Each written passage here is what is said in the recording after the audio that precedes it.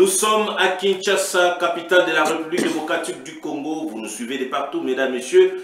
Merci à vous de suivre ce plateau spécial jour du scrutin 20 décembre 2023. Jour très attendu par la population congolaise et la communauté internationale. Jour historique. Pourquoi? Parce que ce jour constitue le portail de la 4e législature démocratique en RDC, 20 décembre 2023. Oui, au moment où nous vous présentons ce plateau spécial en direct de Kinshasa, les Congolais sont devant les différents bureaux de vote en vue d'élire les dirigeants, les futurs dirigeants à différentes institutions du pays. Pour ce plateau spécial, je ne suis pas seul sur ce plateau. Je suis avec un expert de la rédaction en matière électorale, Christophe Ngandou. Bonjour et bienvenue. Bonjour Alain et bonjour à tous les téléspectateurs de Rupture Télévision. Merci beaucoup Christophe Ngandou.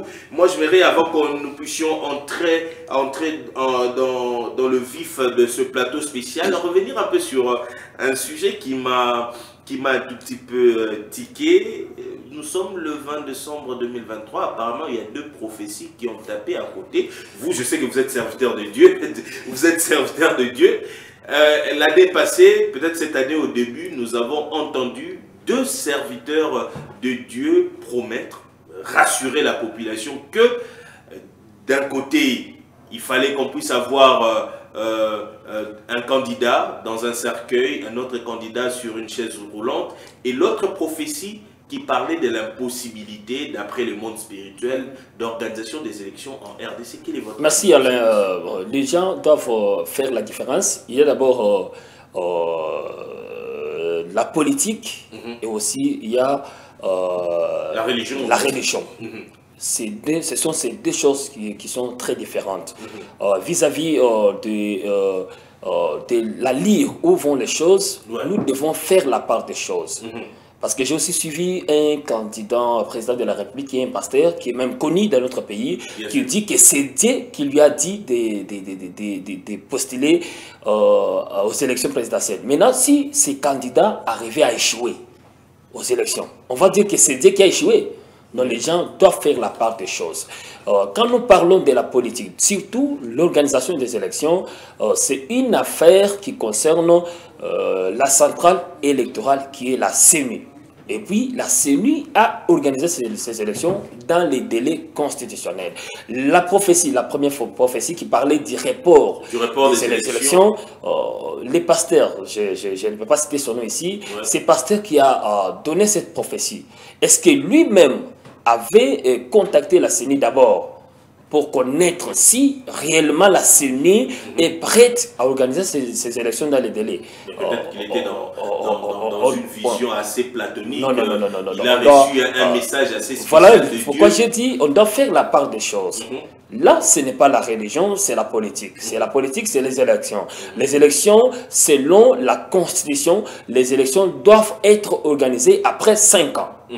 Donc, c'est les scrutins, c'est le 4e scrutin, non? Les cycles. Les cycles. Bon, quand lui dit que Dieu lui a dit que les élections seront reportées, pour lui, la date que les élections devraient être organisées, c'était quelle date? Il était clair, il a simplement dit qu'en 2023, dans le monde spirituel, rien n'est programmé comme élection en RDC. On doit faire la part des choses. Là, nous avons vu aujourd'hui que les élections se sont bien déroulées d'ailleurs. Et il nous avait demandé de noter.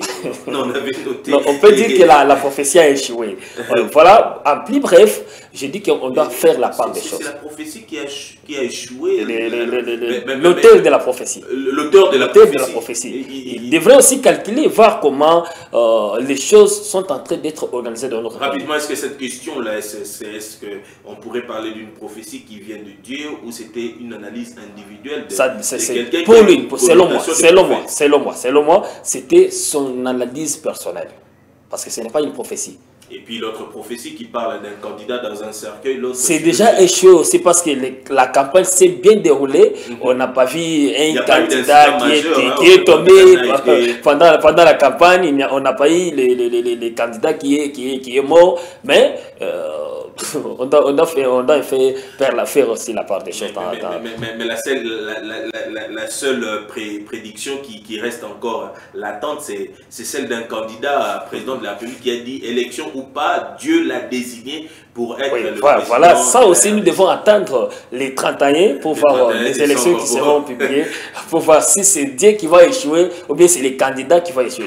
Voilà pourquoi j'ai dit, on doit faire la part des choses. Très bien, je tiens à préciser que Christophe Ngalou est notre expert de la rédaction en matière électorale. Il est aussi un grand serviteur de Dieu. Christophe, rapidement, nous allons aborder le premier sujet de ce grand plateau spécial jour du scrutin. On va parler un peu du bilan organisationnel de la CENI. Bien avant de parler de ce bilan-là, moi je voudrais qu'on puisse revenir un peu sur les dates phares de la CENI, ici avec la complicité de notre régie. Nous allons voir ces dates, les dates phares de la CENI. Qu'est-ce que la CENI a pu faire pendant tout ce temps? Et voilà, nous avons ces dates-là qui sont présentées. Il y a le 27 octobre, la CENI qui avait justement procédé à la cérémonie de remise et reprise entre Denis Kadima et Corneille Nangaa. Corneille Nangaa qui aujourd'hui a rejoint les M23 à travers l'alliance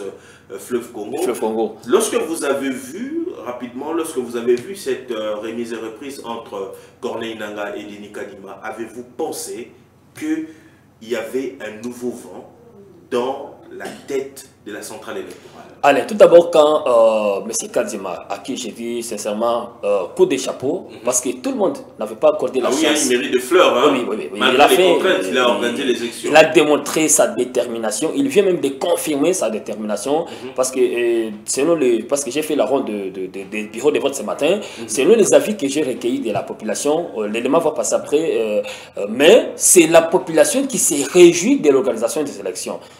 Pour cette fois-ci, on a vu quatre scrutins au même moment. Oui. C'est aussi une grande... Et surtout avec l'insertion des municipales, c'est une première depuis 2006. C'est une grande réalisation pour M. Kadima. Quand il est venu à la tête de la CENI, personne n'avait accordé la chance à Kadima pour organiser les élections. On connaît les réalités des Ronsard Malonda. Oui, on a vu tous les scénarios qui s'étaient passés. Personne n'accordait pas la chance à Kadima pour organiser les élections. Mais aujourd'hui, on a vu qu'il a confirmé sa détermination. Lors de la remise et reprise avec Corneille Nangaa, c'est tout le monde qui s'était soulevé. Vous avez relevé les points, les dossiers de Ronsard Malonda. Et c'est tout le monde qui s'était levé pour dire que c'est un candidat qui, au départ, il est déjà dans notre camp, par-ci, par-là. Mais quand nous voyons la conclusion et les élections qui sont organisées aujourd'hui, il mérite quand même des félicitations. Denis Kadima qui a fait face aussi, on venait tantôt d'aborder cette question des prophéties. Il n'y avait pas que des prophéties purement religieuses, il y avait aussi des prophéties purement politiques, surtout aussi dans le chef de certains acteurs de l'opposition qui ne croyaient pas en la tenue effective des élections en RDC. Pensez-vous que aujourd'hui il y a cette confiance placée dans le chef des Corneilles de Denis Kadima?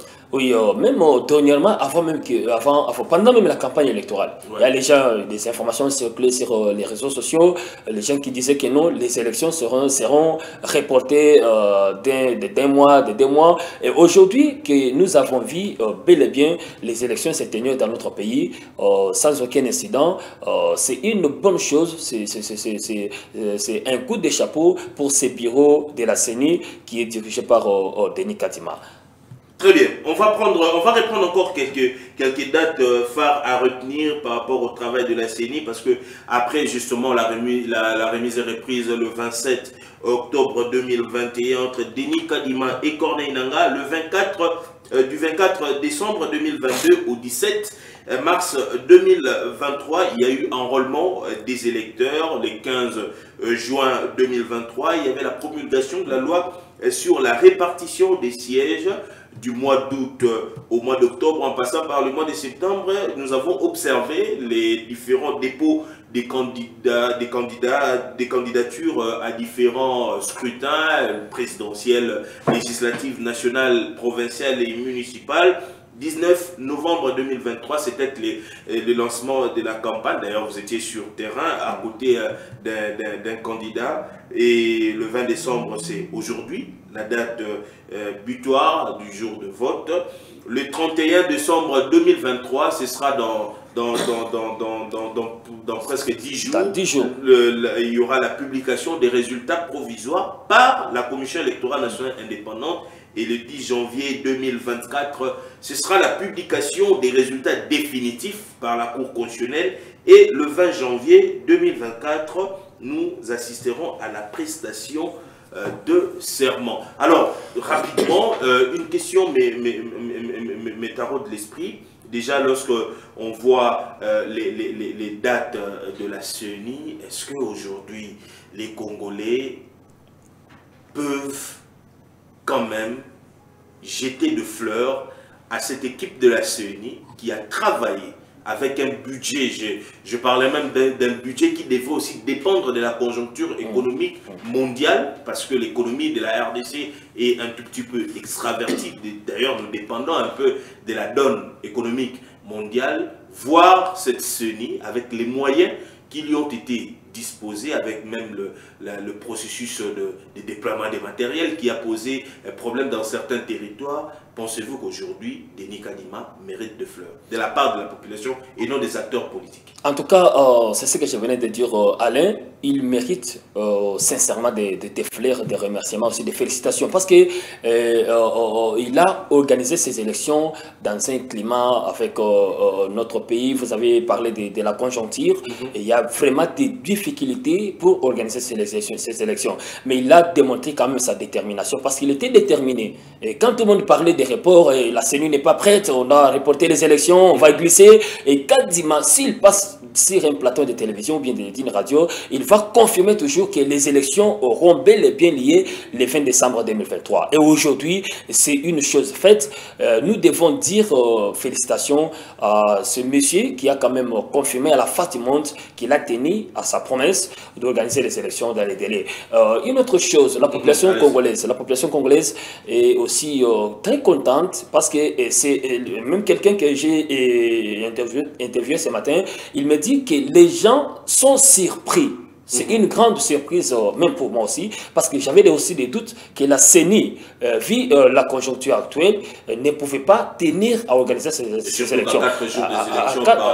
On parlait de déploiement des matériels. On a vu même sur les vélos dans les réseaux sociaux que la CENI a déployé les matériels. Avec ces difficultés, on a vu quand même les élections se tenir. En tout cas, on a jeté des fleurs à la CENI pour avoir tenu à organiser les élections, surtout dans les délais, parce que la date du 20 décembre 2023, c'est une date constitutionnelle. Hein? Oui, c'est une date constitutionnelle. Et puis, organiser les élections dans ces moments ici, c'est vraiment une chose qu'on doit féliciter cette équipe de la CENI pour ce travail. Et l'autre particularité de ces élections, on parle aussi de l'implication de la diaspora congolaise avec 5 pays pilotes. Et puis le 20 décembre, c'est l'unique jour, parce qu'en 2006, il a plu abondamment à Kinshasa et dans les provinces, en 2011 également, en 2018. Particulièrement en 2023, il n'y a pas de pluie. Aujourd'hui, il n'y a pas de pluie. Est-ce qu'on dit que la pluie apporte une très bonne nouvelle? Est-ce que cette absence de pluie, le jour de vote, peut être un signe distinctif par rapport à ce scrutin? Là, c'est un signe du ciel, parce que les gens pouvaient dire que non, comme il y a la pluie, je ne vais pas aller voter. Mais aujourd'hui, Dieu a dit, il ne va pas pleuvoir dans notre pays. C'est sur toute l'étendue. J'ai eu des informations le matin d'autres provinces. Il n'y a pas eu la pluie. Les gens se sont rendus dans les bureaux de vote, aux urnes, pour voter leurs représentants à tous les niveaux, sans problème, sans aucun incident. Et quand même, c'est une bonne chose. Et coup de chapeau à la CENI pour organiser ces élections. Très bien. Plateau spécial jour du scrutin. Vous le savez, mesdames, messieurs, ce 20 décembre 2023, les Congolais sont en train de voter peut-être le prochain président, ou pourquoi pas renouveler encore la confiance au président actuel Félix Antoine Tshisekedi Tshilombo, les Congolais sont aussi en train de voter les futurs élus au Parlement provincial comme au Parlement national et pourquoi pas dans les municipales, c'est qu'il y a aussi une exclusivité. Il n'y a pas que les Congolais d'ici, mais aussi les Congolais d'ailleurs, de la diaspora, dans 5 pays pilotes de la diaspora qui sont aussi en train de voter. Mais on voudra aussi un peu revenir sur les chiffres. Le chiffre de la CENI, qu'est-ce qu'on peut retenir en termes de chiffres de la CENI? Oui, les Congolais vont aux urnes, mais on veut savoir, ils sont au nombre de combien? Parce qu'aujourd'hui, si on doit estimer l'effectif, la densité de la population actuelle, on parle de plus de 100 millions d'habitants, mais combien il y a eu comme électeurs pour ce vote du 20 décembre 2023? Et voilà, les chiffres nous sont affichés. On parle de 43 955 181 enrôlés en RDC et dans la diaspora, 13 290 électeurs dans la diaspora. Et oui, il y a au total 75 ou 75 478 bureaux de vote et de dépouillement. On parle de plus de 40 millions d'électeurs dans un pays qui compte près de 100 millions d'habitants. Est-ce que nous sommes là face à une population qui reste encore un peu réticente à aller choisir son futur leader? Bon, ce taux de population des électeurs, ça démontre aussi parce que il y a aussi l'intérêt que les gens accordent au processus électoral dans notre pays. Je venais de dire ici que c'est le 4e cycle électoral. Maintenant, la population est maintenant habituée chaque 5 ans à se rendre aux urnes. Ça dépend aussi des périodes et aussi si vous allez suivre les statistiques de la CENI aux élections de 2018, vous allez voir la différence. C'est moins de 40 millions. Hein. Oui. Et aujourd'hui, quand on parle de ces chiffres ici, ça démontre quand même qu'il y a l'intérêt que la population accorde aux élections dans notre pays, parce que la population veut voir voter ses dirigeants, ses représentants. C'est un peu ça, parce que ça aussi, ça signifie quelques intérêts que la population accorde à ces élections. Une autre chose que je voulais souligner, c'est d'abord la sensibilisation.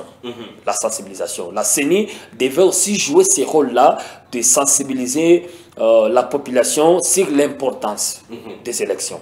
Si quelqu'un connaît aujourd'hui l'importance des votes, et comme le matin dans la parcelle, il y a beaucoup de gens qui disent « moi je vais voter », l'autre dit « non, moi je ne vais pas voter, je vais rester à la maison ». Et si quelqu'un connaît déjà l'importance des élections et des votes, parce que c'est la Constitution qui parle, que c'est un devoir civique. Un devoir civique. Que chacun doit comprendre que voter, c'est un devoir civique. Et ce n'est pas une obligation aussi. Et les statistiques publiées par la CENI sur le nombre d'enrôlés montrent quand même que la population accorde un intérêt à ces processus électoraux. Une adhésion assez remarquable de la population au processus électoral. Oui, c'est ça. Donc on peut espérer que peut-être en 2028 ou peut-être dans les années à venir, au prochain scrutin, le nombre va augmenter. Justement parce que la population congolaise commence à s'imprégner un tout petit peu de ce processus électoral. Mais si on va parler justement du déroulement des élections, vous le savez, depuis le matin, plusieurs personnes ont envahi les bureaux de vote en vue d'élire leurs futurs dirigeants. On va voir en image, c'est que nous donne déjà le feeling de ces élections dans différents coins du pays. Ici, nous sommes justement à l'Athénée de la Gombe, Institut de la Gombe, où nous pouvons voir aussi, il y a des gens qui ont déjà amassé quelques bureaux de vote. Là, il y a quand même une maman qui a procédé au vote, et voilà, vous voyez la transparence dans la procédure. Vous voyez quand même l'importance que la population accorde aux élections. C'est ce que je venais de dire. C'est-à-dire que les gens se sont réveillés le matin pour aller voter. J'ai vu quelqu'un qui s'est réveillé à 6 h. Il a l'habitude de se réveiller par exemple à 8 h, et aujourd'hui spécialement, il s'est réveillé à 6 h. Il s'est lavé, il a préparé la maison pour aller voter. Et il y a certains qui sont allés voter sans manger. Oui, ça démontre quand même qu'il y a l'intérêt que la population accorde à ces élections.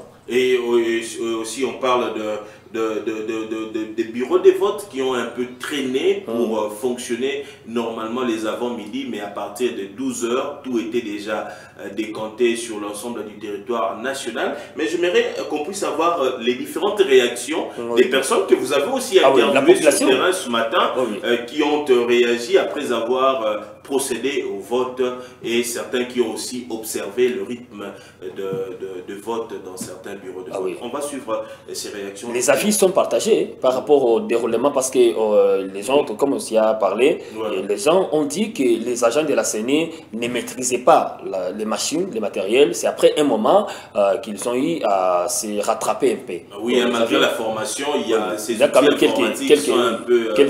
quelques couacs, mais quand même les choses se sont bien déroulées et sans problème. Très bien, on va suivre quelques réactions des électeurs interviewés dans la ville de Kinshasa.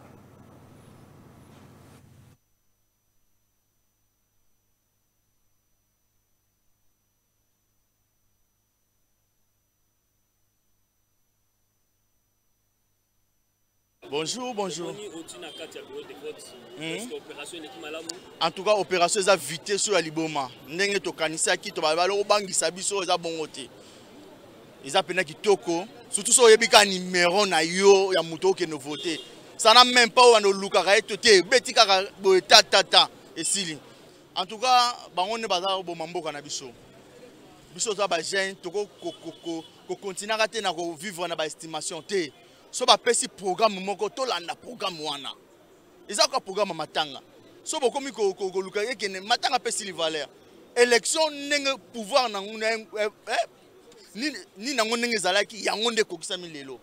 Donc to uti pena na pete nyonso nga na pete tous les quatre. Et l'équipe na été calé te. Élection eleki très kitoko. Sans désordre mobuluté. Au poni mutoli ni ko voter soko zoko kite ba aider yo. To voter 20 président du peuple de la paix. Na uti ko voter ta la preuve yango. Preuve yango na voté 20 président du peuple de la paix. Facilité derrière moi na facilité nga tâche baleki singa mbala moko. Mais toujours déplorer kaka lenteur hein. Les gens qui sont là pour nous vérifier bah non bazo ou là et ça c'est un rapide mais seulement moi lenteur mukie. Non on maîtriser parce que ça éviter bah mutaza on a juste pour nous aider. Même ba ko voter ils ont devoir civique ba ko voter c'est important. Ils ont que ba voter le après comme que na vota qui était abimi ndenge nini. Quel sacrifice consenti par cette population pour aller voter très tôt le matin, bravant les embouteillages et toutes les difficultés sociales inhérentes. Christophe, n'est-ce pas là un sens de citoyenneté voulu par la conscience congolaise de voir tout ce peuple? Et j'ai vu même une maman avec son bébé, elle a décidé d'aller élire ces dirigeants. Ça, c'est vraiment une image de... Alain, c'est vraiment ce que je disais ici, que la population accorde un peu l'intérêt et l'importance au secrétaire dans notre pays. Et j'ai vu quand même, des malades qui sont venus pour voter. Quelqu'un qui dit, non, j'étais à l'hôpital, je suis venu seulement pour voter, puis je vais rentrer. Et ça démontre que la population veut se choisir ses dirigeants à tous les niveaux. Parce que dans notre pays, si les élections se déroulent comme ça, que tu as voté quelqu'un tu as voté quelqu'un et tu vois que quand on va publier les élections, les résultats sont bien publiés et que c'est la personne que toi tu avais voté qui va gagner les élections démocratiquement. C'est ce qui crée un peu la joie par la population.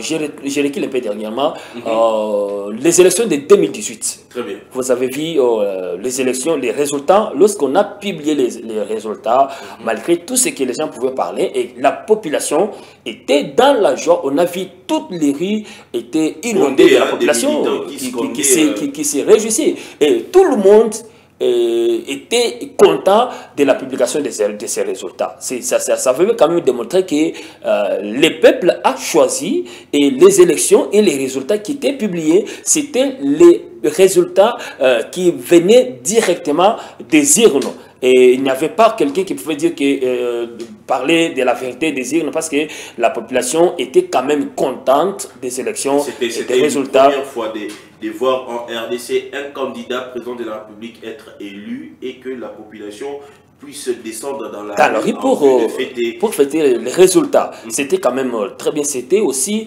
un signe qui a démontré la démocratie dans notre pays. Très bien, on va prendre aussi l'organisation des élections en dehors de nos frontières. On parle de 5 pays pilotes de la diaspora. En image, on voit comment le vote s'organise au niveau même de la Belgique. Ici, nous sommes à l'ambassade de la RDC au niveau de la Belgique, où les Congolais se sont réveillés ce matin pour aller élire pour la première fois de l'histoire de notre pays. La diaspora congolaise est en train de voter dans 5 pays pilotes. En tout cas, coup de chapeau à la CENI. Ça prouve vraiment la détermination du bureau Kadima et aussi la mobilisation.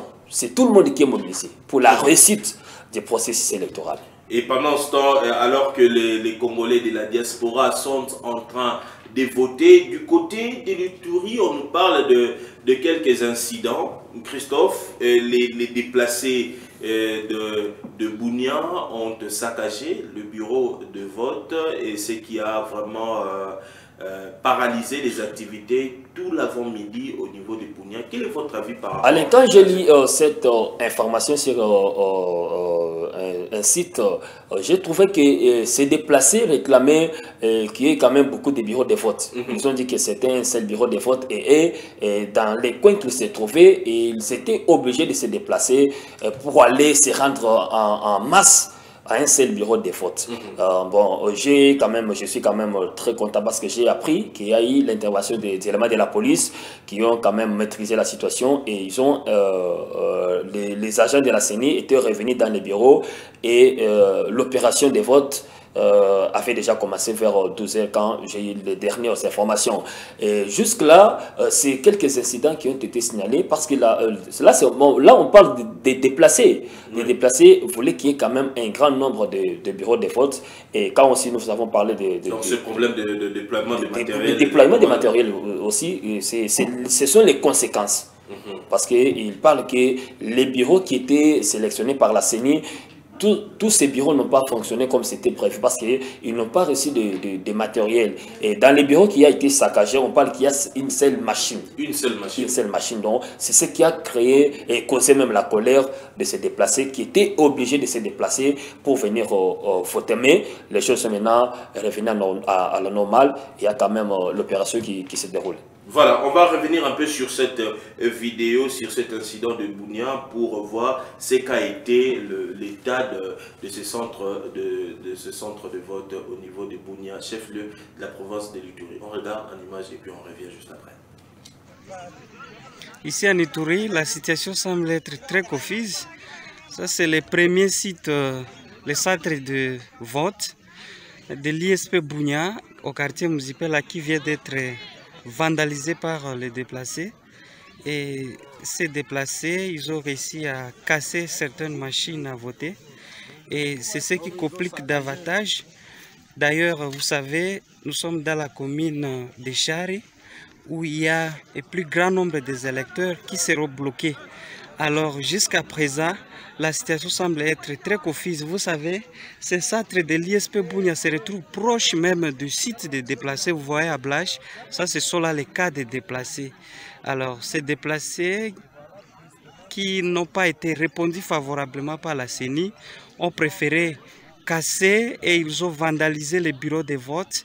Même les infrastructures scolaires sont vraiment très détruites et c'est ce qui n'est pas bien.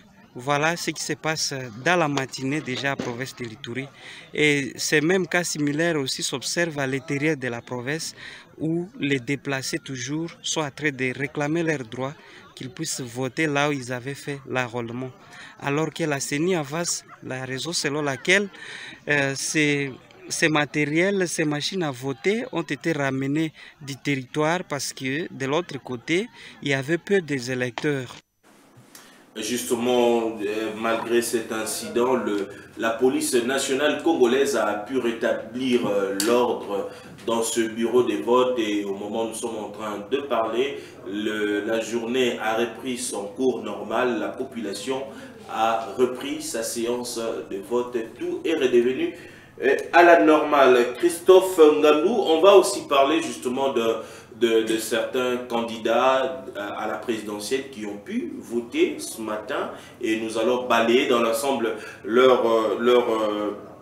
leurs opinions. On va voir rapidement l'interview de Mukwege, du cardinal Ambongo et de Martin Fayulu, et puis on revient juste après pour commenter ces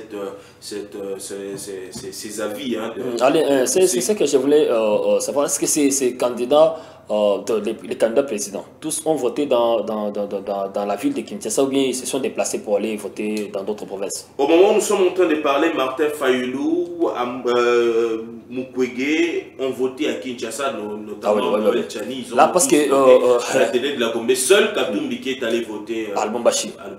Là, c'est bien parce que la population s'est demandée.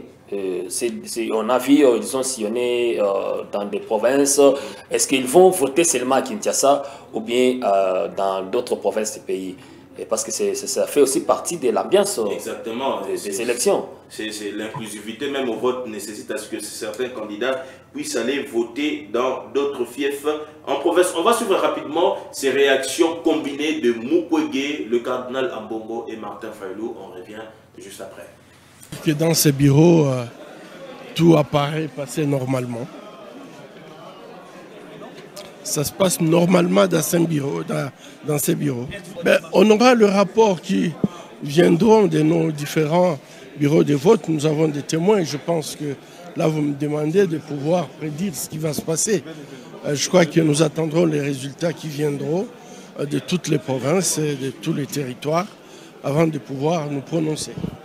Écoutez, c'est un regret, nous l'avions dénoncé et malheureusement on n'a pas eu gain de cause. Nous avions présenté notre requête à la Cour constitutionnelle puisque nous considérons que c'est un droit pour tous les Congolais de pouvoir voter. Aujourd'hui, les territoires de Rutshuru, de Massissi, de Kwamut, ils sont exclus de ces élections et ça c'est dommage. Je suis très heureux de voir que le peuple congolais veut aller aux élections. Vous voyez vous-même la masse qui est là. Tout le monde veut exprimer sa préférence pour ses dirigeants selon le processus qui est en cours. Mais je constate seulement qu'ici, sur plus ou moins 11 bureaux, il n'y a que 4 qui fonctionnent jusqu'à maintenant. Les autres ont des problèmes de machines, de batteries, etc. Il faudra que les solutions soient trouvées rapidement. Sinon, les élections vont s'étendre sur plusieurs jours. Madame, le constat est très simple. Le constat est qu'ils ont préparé un chaos. On leur a dit depuis, et vous le savez très bien, que nous, à la MOCA, nous avons mis en place une organisation que nous avons appelée COEL, c'est-à-dire Coordination des opérations électorales de la MOCA.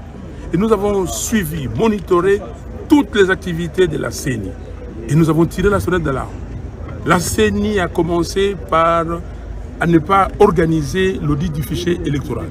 Aujourd'hui, nous sommes là. Il y a des électeurs qui sont là avec des cartes qui sont illisibles. Et la CENI dit qu'elle a plus de 71 000 bureaux de vote. Et nous demandons que dans tous ces 71 000 bureaux de vote, que les gens votent. Sinon, nous n'accepterons pas le résultat de ces élections. Les chaos que M. Kadima a préparés, son désir, sa volonté de faire passer M. Félix Tshisekedi, qui a échoué en 2018, voilà, il est bloqué et il sera bloqué. Voilà, madame. Et voilà, nous avons suivi les réactions combinées de du docteur Denis Mukwege, candidat à la présidentielle, le cardinal Fridolin Ambongo, qui fait partie de la conférence épiscopale nationale du Congo, Senko en sigle, et Martin Fayulu, candidat numéro 21 à la présidentielle. Et Christophe Ngandou, après avoir entendu tous ces leaders.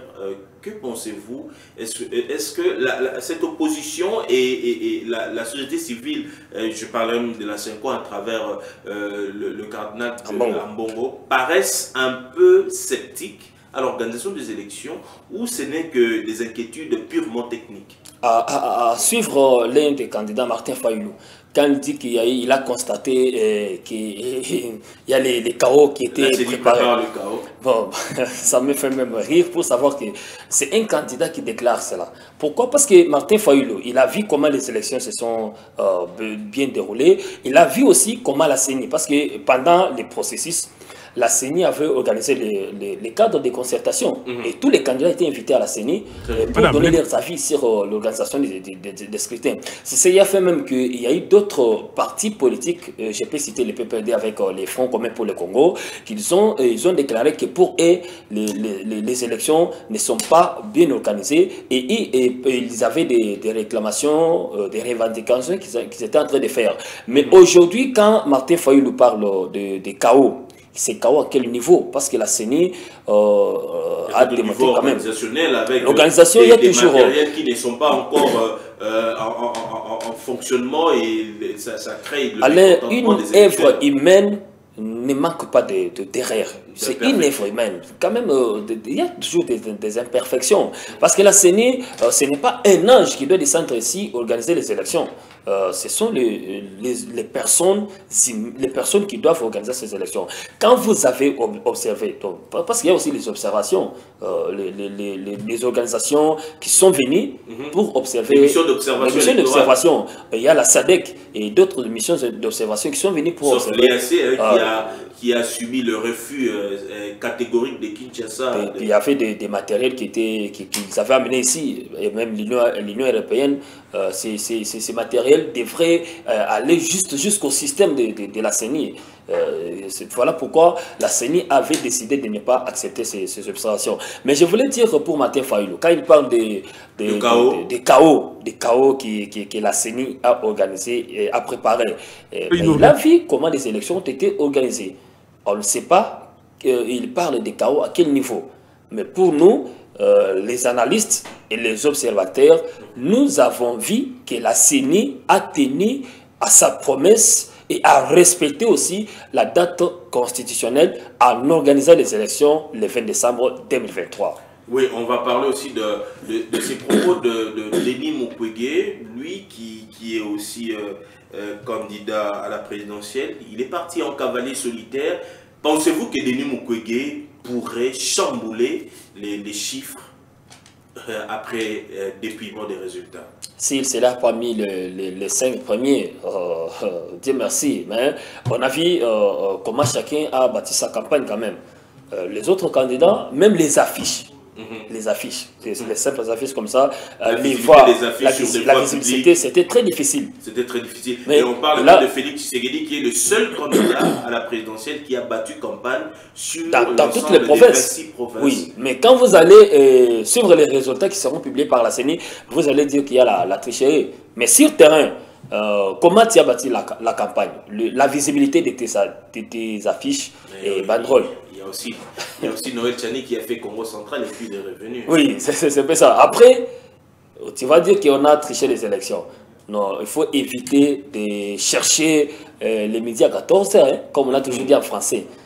Quand tu échoues aux élections, tu restes calme, tu dois accepter les résultats qui seront publiés par la CENI parce que c'est la seule institution habilitée à organiser les élections et à publier ces résultats. Après, ça sera la Cour constitutionnelle de valider le candidat qui sera peut-être le prochain locataire ou du palais de la nation. Peut-être ce sera la continuité avec Félix Tshisekedi. On parle aussi du candidat Moïse Katumbi qui aussi a respecté son devoir civique d'aller voter. On va voir ça en image. Moïse Katumbi, accompagné par une foule, il est allé voter, on ne sait pas, peut-être pour lui-même, pour Félix Tshisekedi ou pour Martin Fayulu, mais du moins on sait que Moïse Katumbi, candidat numéro 3 à la présidentielle, a respecté son devoir civique d'aller voter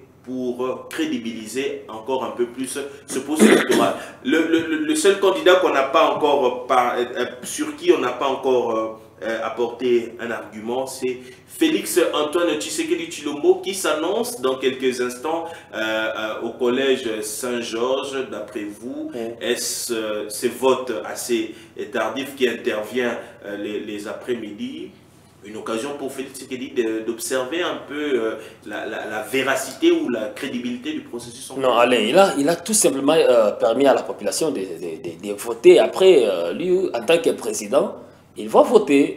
C'est un devoir civique.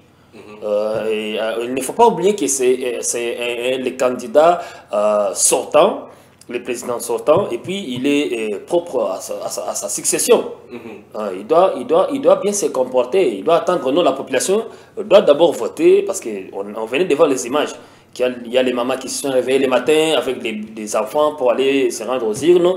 Et donc, il fallait d'abord permettre d'abord de grand nombre à aller voter. Et puis les candidats pourront il va le faire après. C'est un peu ça.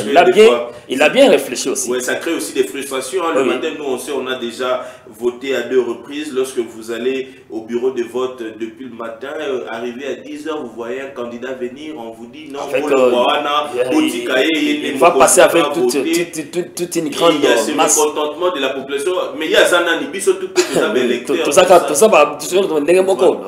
vois ce que les gens vont dire. C'est pourquoi il a évité tout ça. Il a permis à la population de voter et lui, il va le faire après. Félix Tshisekedi qui va aussi procéder au vote ce 20 décembre 2023 justement pour crédibiliser encore un peu plus ce processus. Et après ce 20 décembre, on parlera maintenant de la prochaine date qui sera le 31 décembre, Christophe, pour la publication provisoire des résultats. Ici, on ne fait pas la campagne des candidats parce que la campagne a été déjà close par la Commission électorale nationale indépendante. Lorsque vous visez la date du 31 décembre 2023, pensez-vous que c'est une date stratégique? Parce que en réalité, ce jour-là, vous êtes serviteur de Dieu, c'est votre jour de réveillon. C'est un dimanche. Voilà, c'est un dimanche. Le soir, vous irez passer votre réveillon pour revenir le 1er. Est-ce que cette date-là ne risquera pas un peu de bouleverser Alain, c'est la CENI qui est la centrale électorale qui organise les élections, parce qu'après les votes, la CENI prend au moins une semaine pour compiler les résultats avant d'aller les publier.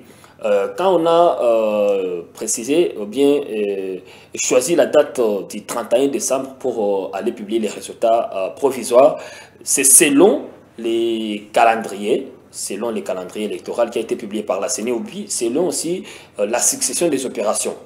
Parce qu'après les votes, il y a le dépouillement, il y a la compilation des résultats. Et puis, une chose, c'est que tous les candidats, même les opposants, réclamaient, c'est la publication des résultats bureau par bureau. Bureau par bureau. Ça sera fait par la CENI. Donc, ça va aussi permettre à tout le monde d'avoir les résultats affichés au bureau. Et si tu as les PV, si tu dis que non, les élections ont été mal organisées, bien trichées, et tu amènes tes PV pour donner aussi les preuves, comment tu as remarqué les déroulements de scrutin. Donc, la date du 31 décembre pour la publication des résultats provisoires, ça tombe bien parce que c'est après quelques jours, une semaine, après pour la publication de ces résultats. Voilà, alors 31 décembre 2023, les candidats ont croisé les doigts, désormais ils sont dans un système. Que les meilleurs l'emportent. Bien sûr. Que les meilleurs l'emportent. Tous les candidats à différents scrutins sont... On ne doit pas faire boule-boule. Dans le suspense absolu, hein, parce qu'on ne sait pas encore qui gagnera. Je me souviens encore d'un petit garçon qui a dit Atanazui, Badinandako. Donc espérons que le 31 décembre, s'il vous plaît, Soko Zuité, Kolérate. Ça a été Zuité, ça va tenir dans tout ça. Toboy Makabwana. Nous l'avons tous observé que les élections jusqu'à présent, ce n'est pas la fin du monde aussi. Ce n'est pas la fin du monde. Quand tu échoues, tu dois attendre aussi notre scrutin après les 5 ans. Donc, Fatih ne va plus se représenter, il va choisir les dauphins. Ouais, il va choisir son dauphin et puis ça sera un autre candidat qui va sortir. Et toi, tu peux attendre les 5 ans. Il y aura une nouvelle chance, une nouvelle opportunité qui sera accordée à tous ces candidats qui vont. Et d'ailleurs, il y a, parce qu'on va aborder les derniers sujets rapidement, il y a cette question qui m'est revenue en tête pour tous ces candidats qui ont déboursé beaucoup de moyens durant la campagne. C'était plus de 26 pour la présidentielle et plus de 23 000 au niveau des législatives. Tous ces candidats qui ont dépensé l'argent pour la campagne, comment ils vont faire pour l'organisation des fêtes de fin d'année? En tout cas, c'est comme s'ils s'étaient préparés en conséquence. Parce qu'il y a à voir comment les gens se sont bâtis pour faire la campagne. C'est comme s'ils avaient économisé l'argent pour la campagne. J'imagine ce choc d'un candidat qui a déboursé près de 3 000 $. Tu as vendu la parcelle, tu as vendu les véhicules. Et tu as même comme ça, les enfants n'ont même pas d'habitude. J'ai eu l'information, quelqu'un qui est allé même emprunter l'argent de crédit dans une banque. Donc, quand il va échouer, Yébela. Yébela. Voilà, on va prendre ce dernier sujet. Il est vrai, hein, c'est le jour du scrutin, le jour de vote, c'est 20 décembre 2023, portail de la 4e législature démocratique en RDC.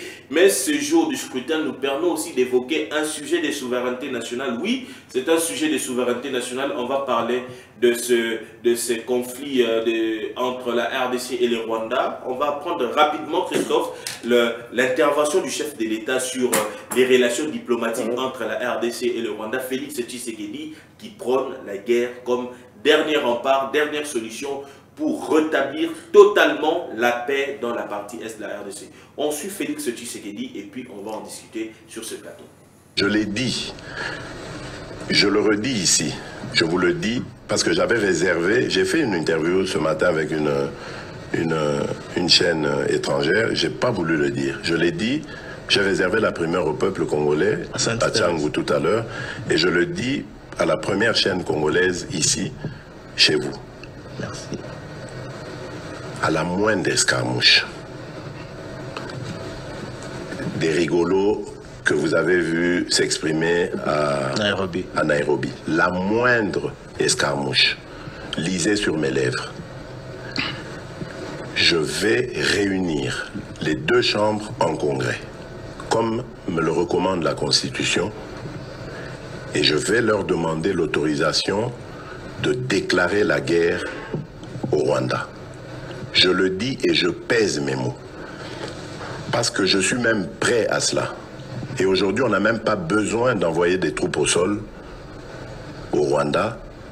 De chez nous, nous pouvons atteindre Kigali. Pourquoi seulement maintenant, pas hier? Parce que j'en ai marre. Ils inventent cette parodie d'opposition. L'Alliance du fleuve Congo. C'est Charlot qu'on a vu la chose à Nairobi pour repositionner le M23. Donc vous comprenez que j'avais eu toujours raison de dire je ne parlerai jamais au M23. Parce que je sais que ce sont des pantins que Kigali place et déplace comme il veut. Je sais que c'est vous les Rwandais qui êtes derrière. Maintenant, ça suffit. Et j'ai dit aux Américains, ce que je vous ai dit, ce que j'ai dit devant le peuple à Tchangou, je l'avais dit précédemment, parce que par respect pour les Américains, j'ai dit voilà, vous voyez que Kagame se moque de nous, je vous l'avais dit, il se moque de nous. Maintenant, il faut qu'il y ait quelqu'un qui se lève pour l'arrêter, et moi je suis ce quelqu'un-là. C'est pour ça que je dis, je le redis ici, c'est pas une blague. Cette histoire-là, comment on a dit l'Alliance du fleuve Congo. Voilà. Soki na yoki ke bazui localité moko. To babeti lisasi congolais moko akufi. Moko, pas 2, moko. Je réunis les 2 chambres du Parlement en congrès.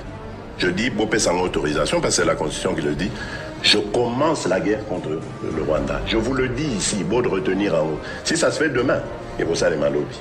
Donc si ils osent faire ça demain, mercredi, pendant que les Congolais seront en train d'aller voter, la Chambre sera réunie en congrès. Les 2 chambres seront réunies en congrès pour me donner cette autorisation. Et jeudi, je fais feu. Monsieur le Président, je suis en train de vous dire que nous avons les capacités aujourd'hui. Bobangate, les Congolais, n'ayez peur de rien. nous avons aujourd'hui les capacités de mettre cet individu hors d'état de nuire. Christophe Ngadou, nous avons suivi le chef de l'État qui a dit, je cite, à moindre escarmouche, une fois qu'il entend un seul bruit, un seul crépitement des balles, ce sera la guerre déclarée contre le Rwanda en s'adressant aux deux chambres réunies en congrès. Quel est votre avis? Quand le président de la République lève cette option, c'est la dernière option, Alain, parce qu'il y a eu les options de la date diplomatique. Et il y a eu beaucoup de rencontres qui ont été organisées avec le président rwandais Paul Kagame pour trouver la paix dans notre pays, surtout à l'est de la RDC. Et toutes ces options n'ont pas été reçues à mettre, donc à mettre la paix, à instaurer la paix dans la partie est de la RDC. Aujourd'hui, quand Félix Tshisekedi trouve cette option, c'est-à-dire qu'il est déterminé à instaurer la paix dans son pays, surtout à l'est de la RDC, parce qu'il y a beaucoup de morts. Aujourd'hui, quand nous avons parlé d'une nouvelle rébellion qui a été créée par les Rwandais avec Corneille Nangaa, et Bertrand Bisimwa. Alliance Fleuve Congo. Et oui, ils viennent toujours renforcer les groupes rebelles qui sont à l'est de la RDC. En dehors du M23, il y a d'autres groupes rebelles qui sont aussi soutenus par les Rwandais et d'autres pays. C'est coup de chapeau à Félix Tshisekedi parce que cette décision ou bien cette option démontre à suffisance qu'il est déterminé à instaurer la paix dans son pays. Parce qu'aujourd'hui, quand on va à la guerre à l'est, on ne va pas voir Nangaa. On ne va pas voir les autres personnes. On va directement Félix Tshisekedi. Parce que quand ça ne marche pas dans la maison, on ne va pas attaquer les grands frères. On va attaquer directement les pères et les parents qui sont indexés directement. Aujourd'hui, les lotoliétés, papa, aux infénéants, aux samoussalatés, le club sont bons. Tout ça, nous aussi, nous les autres, la population est en train d'observer ce qui se passe à l'est de la RDC. Ça prouve que Félix Tshisekedi est déterminé à instaurer la paix dans la partie est de la RDC parce que les Rwandais aujourd'hui devient une menace. C'est une grande menace. C'est une grande menace pour la sous-région parce que je venais de suivre des informations hier que les autres pays voisins de la RDC sont aussi menacés par les Rwandais. C'est pour dire que les Rwandais se constituent comme un roi. C'est comme si Paul Kagame qui devient aujourd'hui intouchable. Et c'est la communauté internationale qui est en train d'observer cela. Et il n'y a aucune décision qui a été prise pour neutraliser les groupes rebelles qui sont soutenus par les Rwandais. Quand Félix Tshisekedi prend la décision, cette option, ça vient quand même, ça tombe à un moment. Oui, ça tombe vraiment à un moment où c'est tout le monde qui attendait que la RDC déclare la guerre contre les Rwandais. Et alors, considérant ces propos du chef de l'État, est-ce que Corneille Nangaa, avec l'initiative prise de l'Alliance Fleuve Congo, va encore continuer dans sa démarche? Peut-être qu'il a aussi des assurances auprès de certains partenaires. Et puis, il y avait ce problème de refus.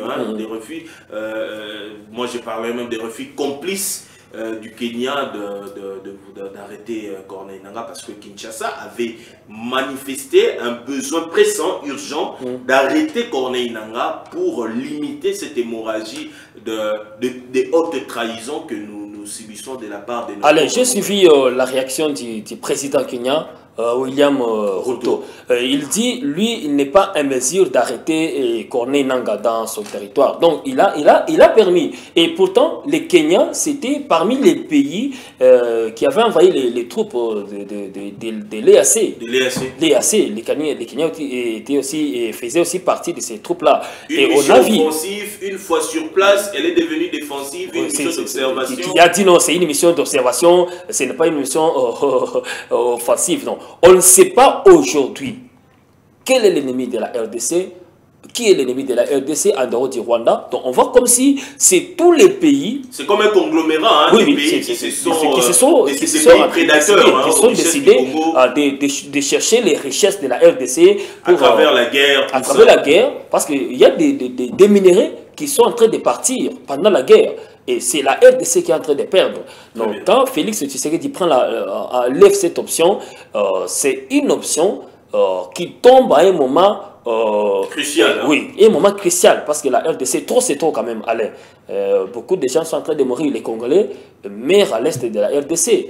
Oui, hein, on vote tranquillement ici à Kinshasa. Ici, on est calme à l'est de la RDC. Donc, et Paul Kagame est en train de se réjouir. Donc, c'est comme si lui s'est fait le roi de la forêt et que tout le monde doit craindre. Donc, ce n'est pas un peu normal. Et c'est coup de chapeau au président de la République pour cette option qu'il vient d'élever. Maintenant, nous attendons comment on va procéder. Est-ce que la communauté internationale doit intervenir pour dire à la RDC non, il ne faut pas déclarer la guerre contre le Rwanda, allons d'abord aussi les plans diplomatiques. Mais il y a aussi cette question de souveraineté, de vouloir défendre sa patrie, de vouloir défendre ses terres. C'est ça. La RDC est dans ses droits de C'est dans ses droits de défendre ses frontières. On ne peut pas nous dire que non, il ne faut pas déclarer la guerre, ça sera comme Russie et Ukraine. C'est un peu ça. Donc la RDC est dans ses droits de défendre ses frontières et de défendre aussi l'intégralité de notre territoire. Très bien, Christophe Nganou, pour ces éclaircissements. J'espère que tout est clair. D'ailleurs, les propos du chef de l'État ont rencontré justement l'argument d'Adolphe Muzito, qui, à travers son compte Twitter, avait même manifesté sa joie de voir le chef de l'État opter pour une position de la guerre. Cette position a été justement longtemps promue par Adolphe Muzito, qui avait dit la seule solution à la guerre déclarer la guerre de l'Est de la RDC, c'est être une puissance militaire. C'est-à-dire que tous ces pays voisins qui nous entourent au niveau des Grands Lacs, Ouganda, Burundi, Rwanda, Tanzanie, Zambie, Kenya, doivent savoir que la RDC est devenue une puissance militaire. C'est l'option que tout le monde attendait. Quand on a vu les avions qui étaient arrivés, les avions de chasse, et tout le monde était content. On voulait déjà que le chef de l'État se décide et qu'on lance la guerre contre le Rwanda. Parce que trop, c'est trop. Allez, nous sommes quand même des Congolais. Ça, c'est vraiment un compatriote, un vrai fils du pays qui s'exprime. La nationalité est gagnée. Alors, justement, Félix Tshisekedi a pris la position de la guerre dans un contexte électoral. Oui, c'était pendant la clôture de sa campagne. Sa campagne électorale. Pourquoi Félix Tshisekedi envisagerait la guerre, lui qui est en train de passer une période électorale assez spéciale? Va-t-il être réélu par la population congolaise? Donc ça, ce sera à la CENI de nous fixer et ce sera à la Cour constitutionnelle de nous confirmer. Nous l'avions dit au début de ce plateau spécial jour du scrutin, de dysfonctionnement dans quelques centres de vote, et justement les éclaircissements de la CENI n'ont pas tardé, parce que tout à l'heure, au moment où nous sommes en train de tenir ce plateau spécial, la rapporteure de la Commission électorale nationale indépendante, Patricia Seya, s'est adressée à l'opinion tant nationale qu'internationale sur quelques couacs observés ce matin. Quelques incidents. Voilà, quelques incidents observés ce matin dans quelques bureaux de vote. On va suivre cette déclaration de la CENI à travers Patricia Seya.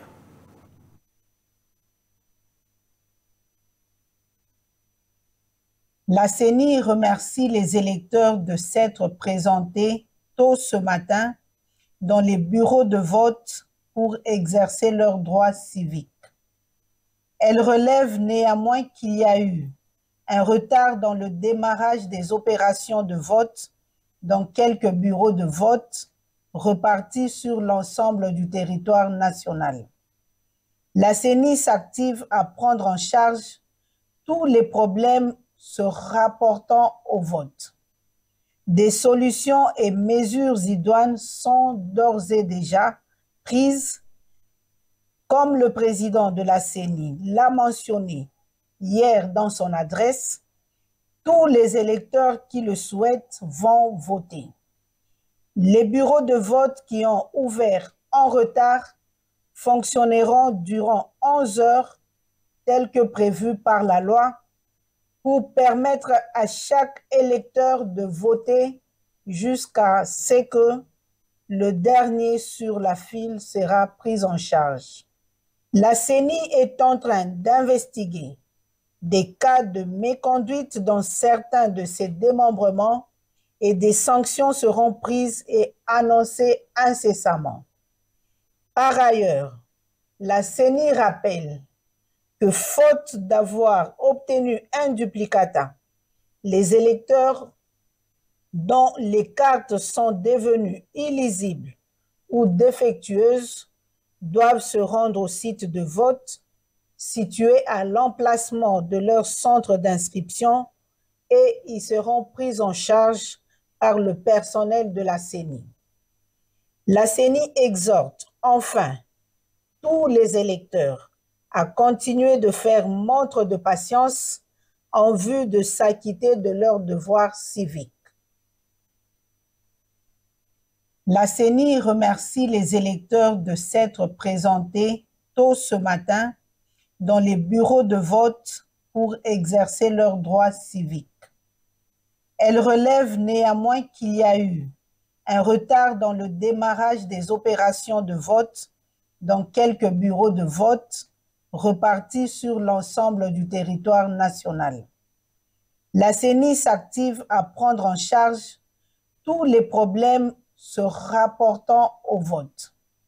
Des solutions et mesures idoines sont d'ores et déjà prises, comme le président de la CENI l'a mentionné hier dans son adresse. Tous les électeurs qui le souhaitent vont voter. Les bureaux de vote qui ont ouvert en retard fonctionneront durant 11 heures, tel que prévu par la loi, pour permettre à chaque électeur de voter jusqu'à ce que le dernier sur la file sera pris en charge. La CENI est en train d'investiguer des cas de méconduite dans certains de ses démembrements et des sanctions seront prises et annoncées incessamment. Par ailleurs, la CENI rappelle que faute d'avoir obtenu un duplicata, les électeurs dont les cartes sont devenues illisibles ou défectueuses doivent se rendre au site de vote situé à l'emplacement de leur centre d'inscription et ils seront pris en charge par le personnel de la CENI. La CENI exhorte enfin tous les électeurs à continuer de faire montre de patience en vue de s'acquitter de leurs devoirs civiques.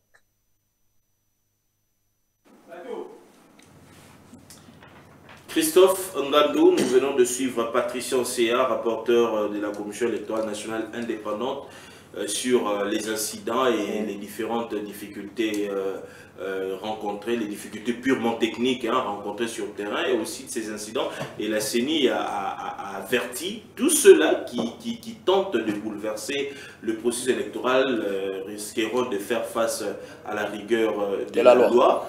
Et aussi la CENI met en confiance encore la population et certains électeurs hésitants à aller élire leurs candidats. Vous, en tant qu'expert en matière électorale, comment avez-vous fait cette lecture de la CENI qui, apparemment, cette CENI est très proche de son processus? C'est ça, ils sont vraiment en travail, ils sont en train de travailler parce qu'ils sont toujours à tout moment, quand il y a quelques soucis, ils interviennent pour rassurer la population.